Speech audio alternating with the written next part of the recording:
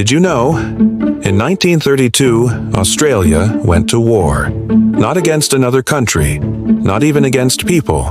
They went to war against emus. Yes, the flightless, tall, goofy-looking birds that roamed the Australian outback, and believe it or not, the emus won. Here's what happened. After World War I, many Australian soldiers were given land in Western Australia to farm. But farming was tough. The soil was poor, the weather was worse, and then came the emu invasion. Over 20,000 emus began migrating across the farmlands looking for food and water, and they found it, right in the wheat fields. The farmers tried everything, but the emus were fast, tough, and traveled in huge flocks. They trampled fences, ruined crops, and outran anyone trying to stop them. So the farmers begged the government for help, and the government listened. Enter the military. Armed with machine guns and thousands of rounds of ammunition, soldiers were sent to handle the emu problem. But it wasn't that simple.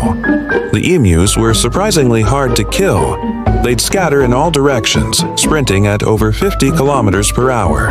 The soldiers' guns would jam, or they'd shoot into a flock and barely hit anything. One official report even said, "If we had a military division with the bullet-carrying capacity of these birds, it would face any army in the world." After weeks of failed ambushes and wasted ammo, the government quietly withdrew the troops. The emus kept marching. And just like that, the so-called Great Emu War ended in complete failure. In the end, the government gave up, and the farmers had to build better fences instead.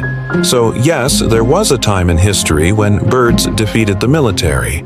And to this day, the Great Emu War remains one of the weirdest, funniest, and most unbelievable moments in history, when Australia, a country of soldiers and strategy, was outsmarted by giant birds. Next time someone calls you bird-brained, remind them that emus once beat the Australian army.